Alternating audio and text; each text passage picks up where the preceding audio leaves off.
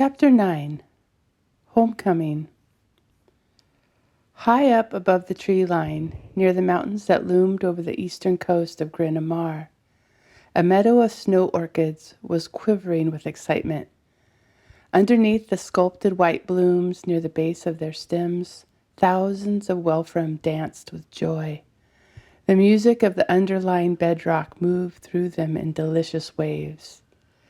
They were celebrating the shift. For the first time in over 2,000 years, the stones and rocks had changed their music, and a whole new symphony had begun. Every Wolfram felt it immediately. The new notes burst through them with a light they had never known. The music was higher and more polyphonic. It was as if each stone had begun to emit more than one sound. Legends of the last shift had been passed down from generation to generation of the Wolfram.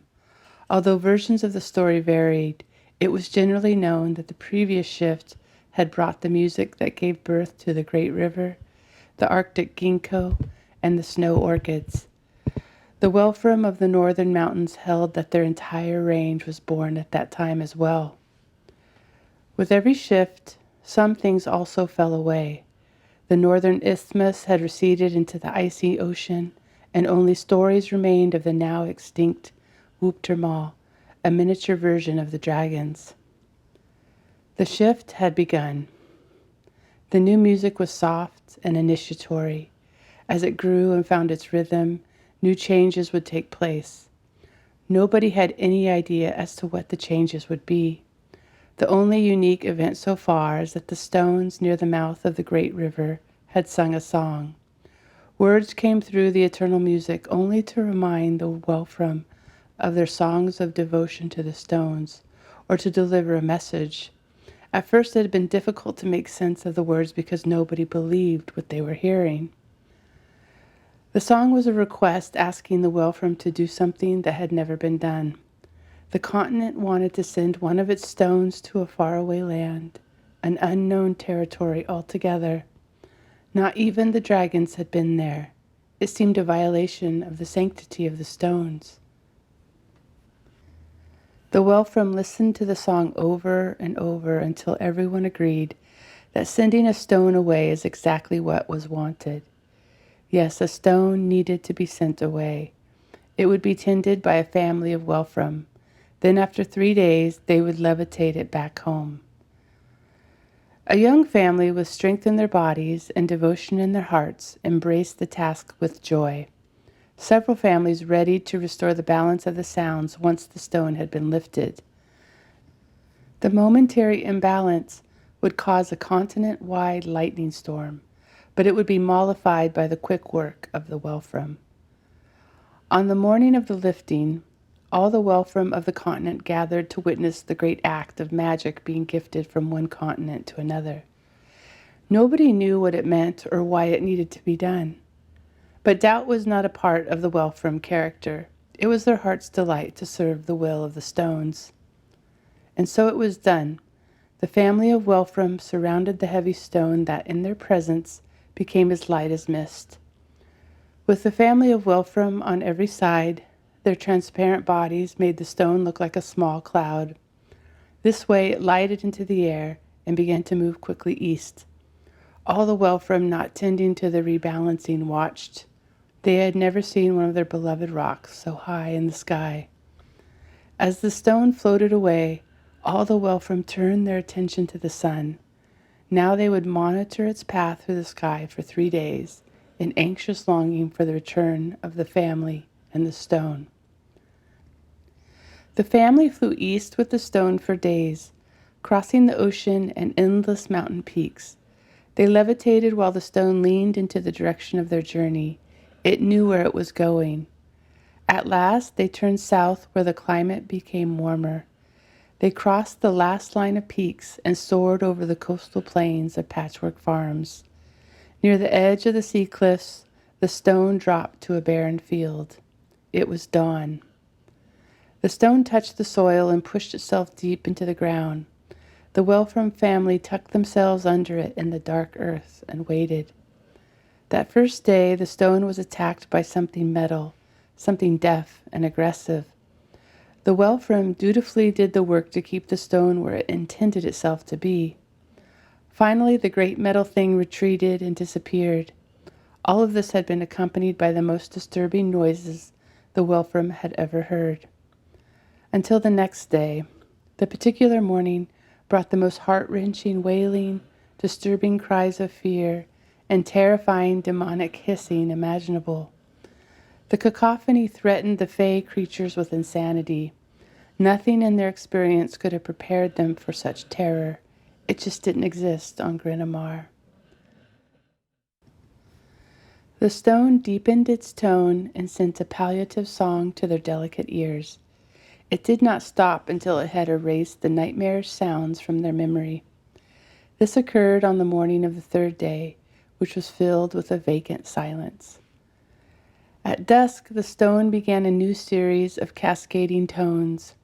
What the Wolfram family did not know is that every pebble, rock, and boulder of Grinamar was now also pulsing with multiple notes. The shift had intensified. The stone's music was also felt by the soil of this foreign land. The hum moved through each grain of dirt, which began mimicking the song. The tones spread throughout the field and down the cliffs. Neighboring fields picked up the music hungrily as the land here had been silent for centuries. Then the humming plains shared the tones with the base of the mountains, and soon the peaks were vibrating with it. Range after range lit up with music, so that eventually the continent of Grinamar found itself in a harmonious duet with another land. Every inhabitant of the southern coast and beyond, whether their heart was content or full of sorrow, felt an opening. They could not hear the music, but a subtle sense of possibility descended and glittered the surfaces of all their thoughts. The astonished Wolfram gathered around their stone and levitated it high into the hot sun. Then the small cloud stone thrust into the northwest sky for its home on Grinamar.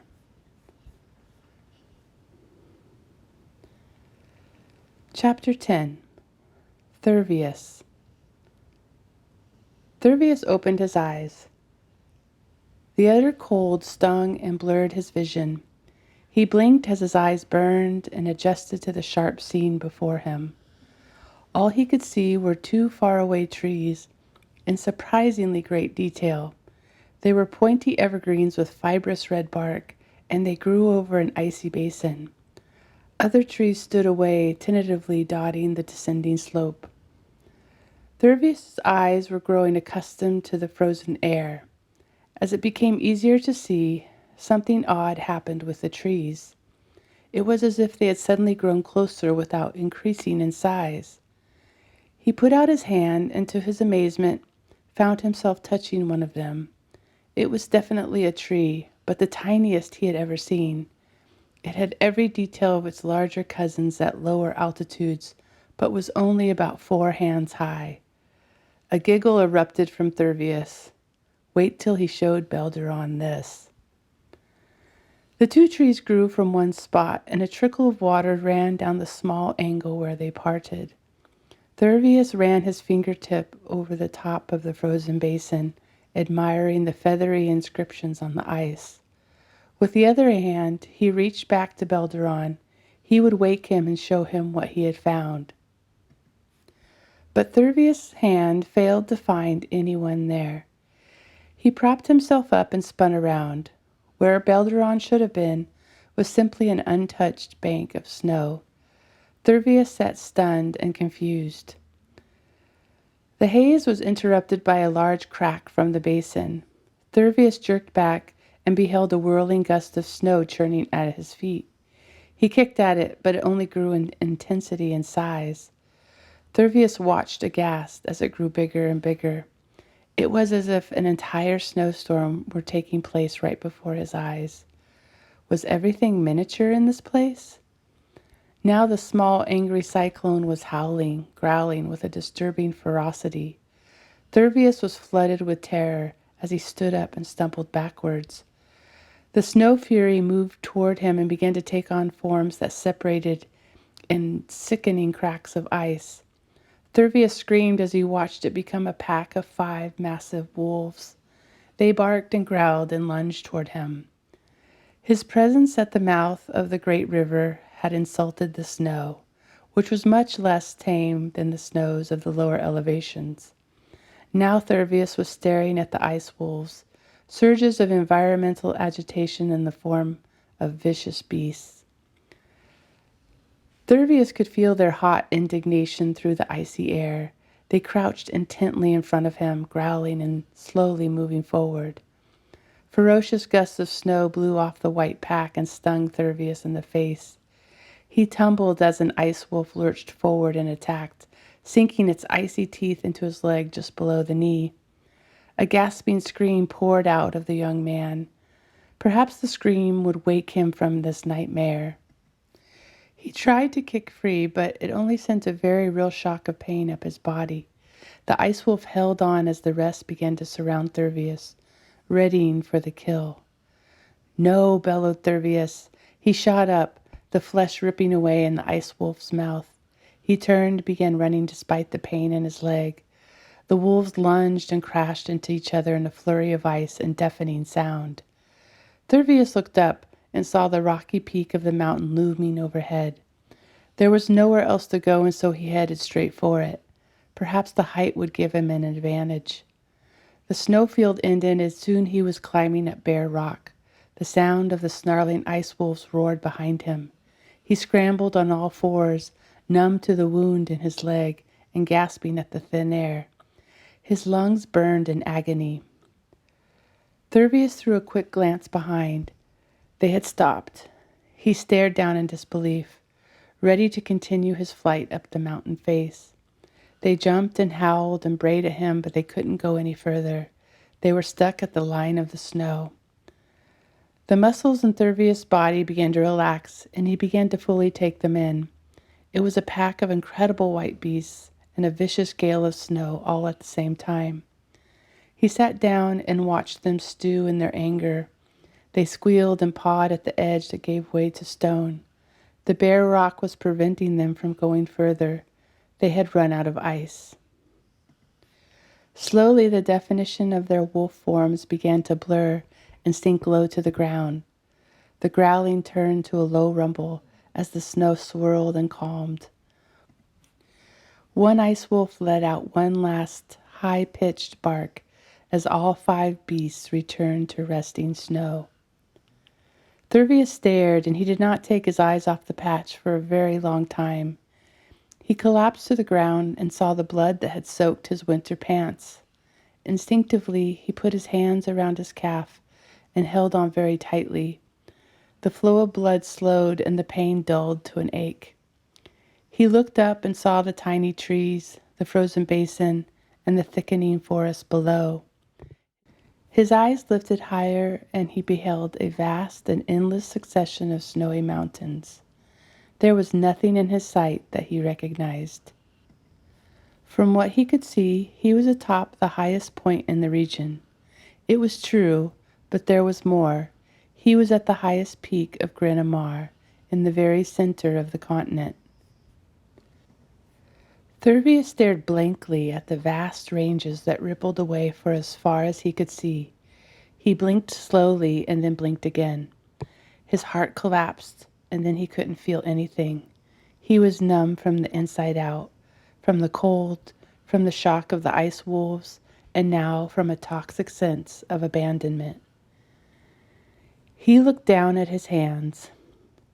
The blood had frozen them to his leg. He wiggled his fingers and pulled his hand away. Maybe the cold would stanch his wound. Maybe it wouldn't. Most likely, the teeth of the ice wolves would not infect. He stopped himself. He couldn't believe his mind. Had he really just been attacked by a gust of snow? Thurvius simply stared down at the rock. It was much easier to focus on than the wolves, the absence of Belderon, and what he was supposed to do next. The sun moved up into the sky, and Thurvius didn't move. He was trapped up on the bald pate of the mountain. Descending into the snow meant raising the ice wolves again, although sitting exposed above the tree line didn't promise much better. He tried to care, but the effort fell flat within him. His heart was broken. Where was Belderon? Why had he left him in this place? Evening came and failed to incite Thurvius to action. His despondency anchored him as a sacrifice to this strange mountain, and now the night had brought a cold that penetrated Thurvius' thick coat. He shuddered and simply lay back against the cold rock. The intense starlight amazed his eyes. They were more than blurred points of light. Thurvius could see their shapes. He could see the flames of their burning. He watched them flare into the deep blue sky. Thurvius lay entranced under the celestial wash. Suddenly a hurling mass of flame flew over him and the peak of the mountain. It was so bright and massive he could feel the heat as it burned through the sky. It left him wide-eyed and gasping even more at the thin air. A few seconds later, another whizzed by from the opposite direction, and then there was silence. As Thurvius scanned the sky, he noticed a light flicker across the far horizon. "Stars," he said to himself. "I am in the path of falling stars." The realization seared in his despondency until the ache in his chest receded and all his body gave itself to the rock. With the engulfing uncertainty, the granite reminded him of what assurance felt like, even though it simply promised to hold him as he froze. But the reminder was enough to help him remain calm, that and the beautiful, embalming starlight. Thurvius felt all his limbs grip with cold. He had never seen anyone die, but he knew it involved saying goodbyes. No one was here to which he could speak his farewells, but he decided to do so anyway. He thought of his beloved and all the happiness he had known in their short time together. It didn't seem like enough, and yet he still knew he was far more fortunate than people who had lived long lives without love. "Goodbye, Belderon. I love you." He stopped, and slowly the focus of his heart widened far beyond this land. There were more people in his life that he loved. His heart went to them boldly. The placid face of his mother appeared. He thought of how she nurtured him from a baby to a healthy man. Her food was always filled with love and devotion. Her voice was always calm and patient. "Goodbye, Mother. I love you." Then he saw his father by her side. He was the most loyal man he knew, full of gentleness and strength. Thurvius had never seen anyone who was so connected to the land, so skilled at tending to it. "Goodbye, Father. I love you." Thurvius was growing drowsy with numbness and starlight. His consciousness was fading. He took a deep breath and sighed. His eyes shut themselves. They intended to be the last gesture of Thurvius' body. But his lips stirred and he opened his mouth once more. His memory jumped to his brother. He remembered them playing in the ocean waves as boys and swinging from trees in the cypress grove. He wondered what his older brother was doing now. "Goodbye, Janku. I love you."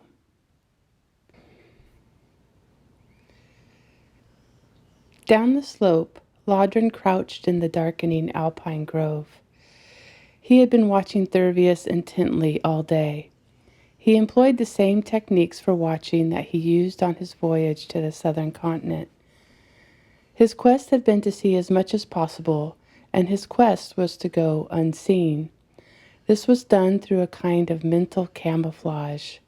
Whether hiding behind a tree or rock, Lodron would match his heart's desire to that of what shielded him. Mostly this meant stirring up a longing for water or sunlight, but sometimes odd things surfaced, like the weight of a furry animal or the pollen of a nearby tree. By matching his desires to his cover, he did not stand out, which was easy for a blue dragon in a foreign land to do. This way Lodron remained hidden to Thurvius. He had felt the desire of these trees, for light, for deeper rootedness to the land. He had watched Thurvius wake up, take in his surroundings, and be attacked by the ice wolves. He watched as Thurvius became trapped on the rock for the rest of the day. He sensed that Thurvius wanted to die, and although Sidonai had said to leave this creature here, he didn't feel that Sidonai intended the creature's life to be over. It didn't seem right. Darkness descended with the exception of the fiery starlight. The human lay up on the granite, completely open to the sky. Lodron stared in admiration as the human waited honorably for death. There had been no frantic movements, no loud sounds, no acts of self-destruction so as to hurry the waiting along. The creature was honoring death by being the one to surrender first. What was not honorable, realized Lodron, is that it wasn't this creature's time to die. Lodron stirred from his hiding place and moved up toward the granite. He ambled slowly and quietly. Snow swirled up his sturdy indigo legs and then died down. Lodron stopped at the snow's edge. The creature seemed to be asleep. The dragon moved closer. He heard the heart's desire of the rock, to be caressed by starlight. He moved closer to Thurvius and heard his heart's desire, to be with another creature like himself, but with a paler face and darker hair. Lodron knew it was the human Mara had taken to the grove. The dragon studied the unconscious human that had laid itself open to die on the rock. Did he not know his heart's desire? Perhaps he was afflicted with something that prevented its awareness. Sidonai had said to return after taking the creature to the mouth of the great river, but he didn't necessarily indicate it had to be right away.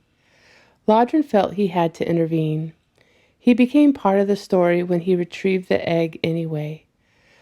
Lodron brought his shimmering blue body with his colorful sparkling wings closer to Thurvius.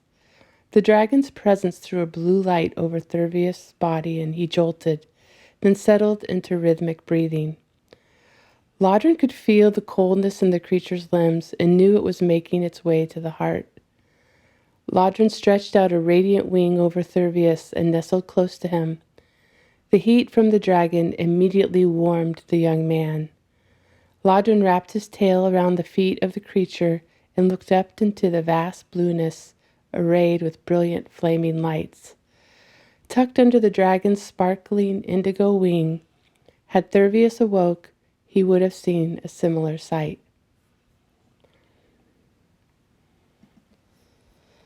Chapter 11. Hunting. Marcus adjusted his thick chieftain's cloak and looked far into the distance from the cliff overlooking the settlement. Everyone was worried. They could all feel the restlessness in the mountains, a stirring of caution.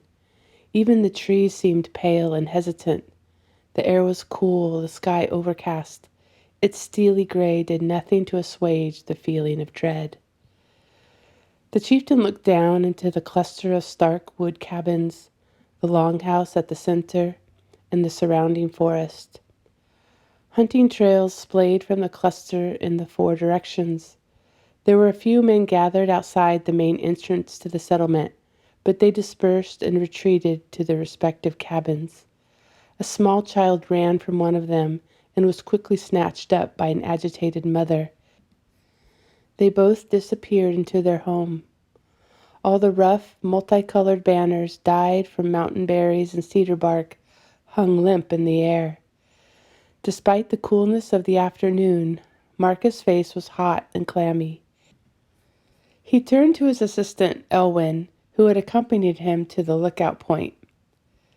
"Everyone is staying inside," the chieftain said. Elwyn, a young man of 22, nodded anxiously.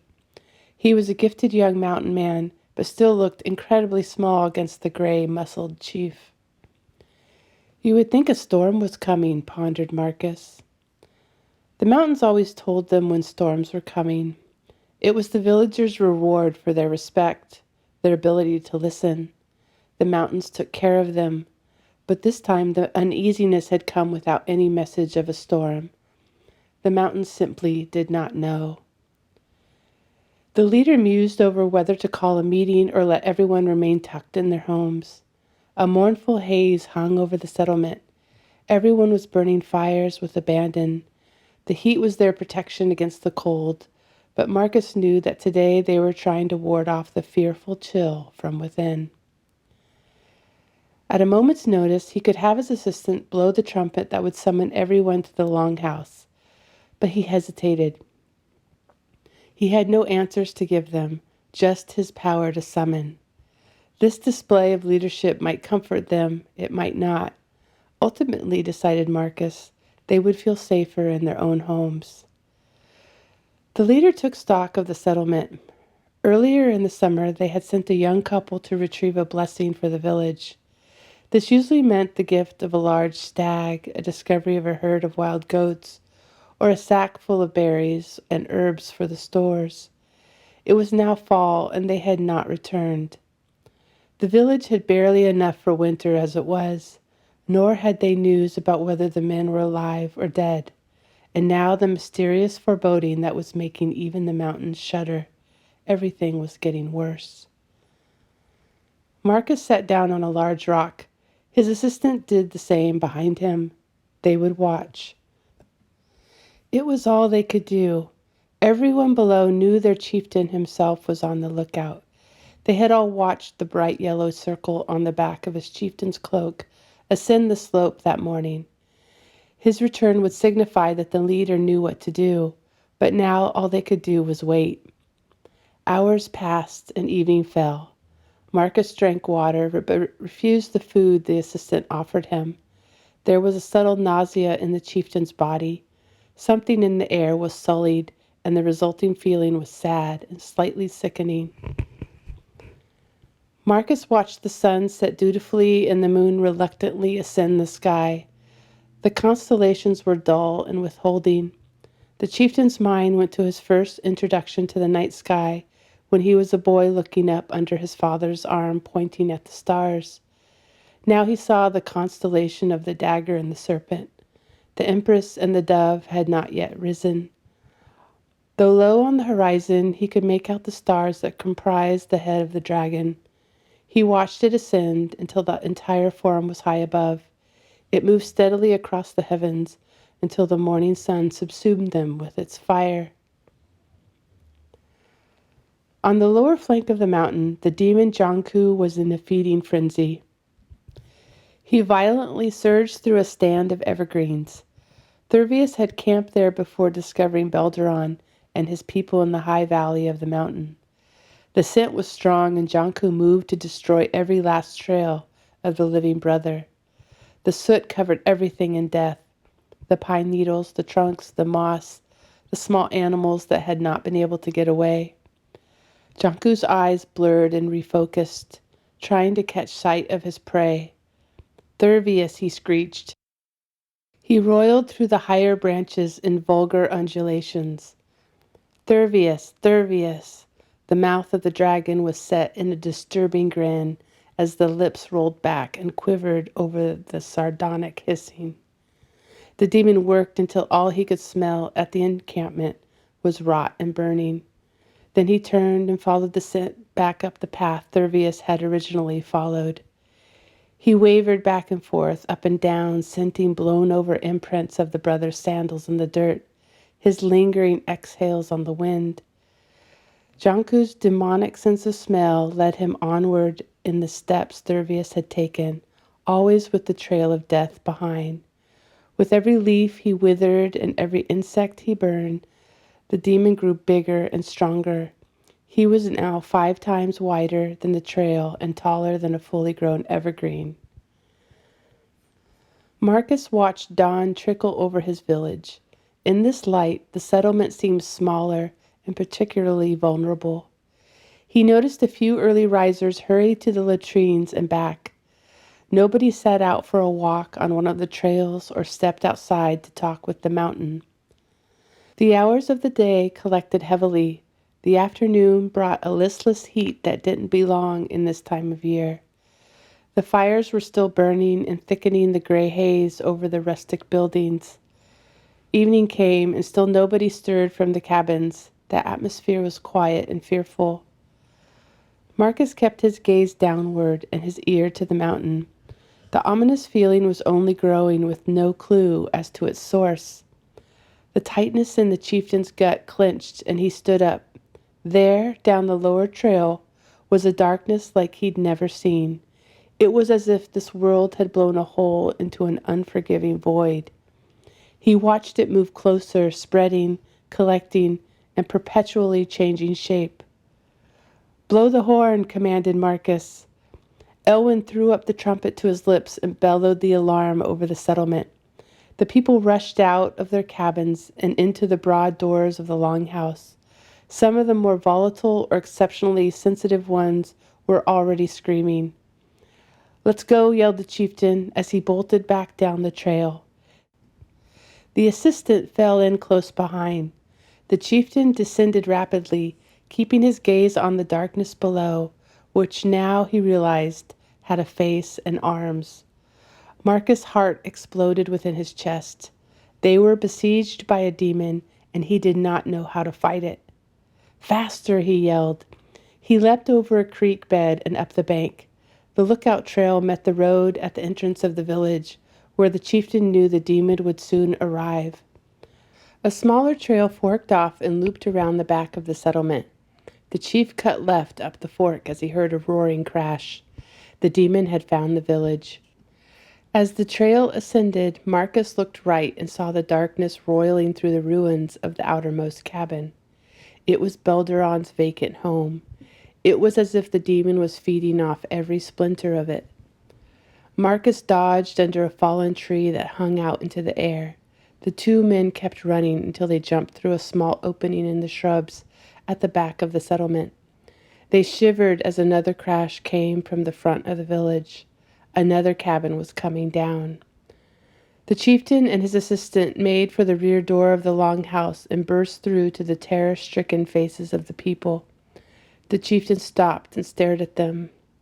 "Lay down," he commanded. The order was followed by the sound of shuffling to the floor and several children crying. Families huddled close together as parents attempted to soothe their young. Marcus choked back a sob. It wouldn't save their lives, but he needed to give them something to do, and ultimately, he knew it would be better for their souls to die beside those they loved. The demon was vibrating with fury.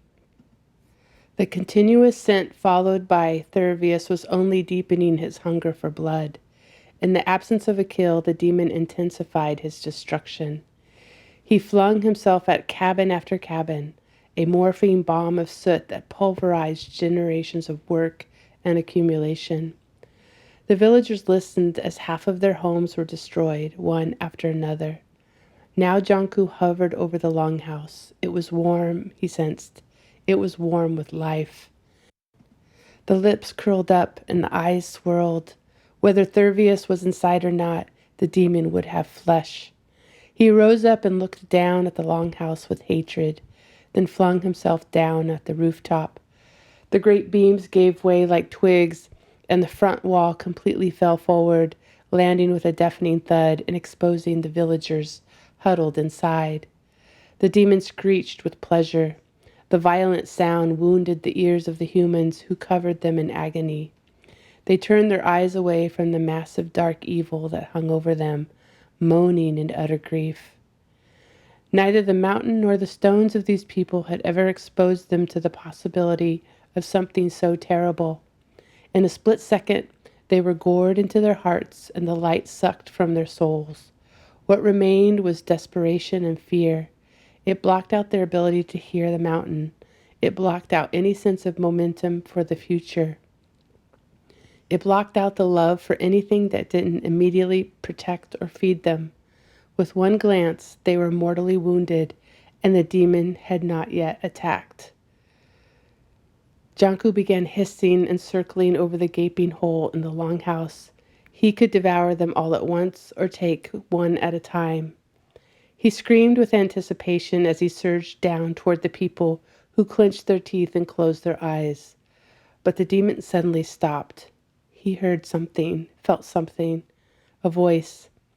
It was full of life, but was much more living than any plant or animal he had ever touched. His keen scent was overtaken with the smell of Thurvius. In an instant, the demon was half his size. He shook his head in frustration and anger. trying to send the presence away. Janku let out a roar over the bewildered people.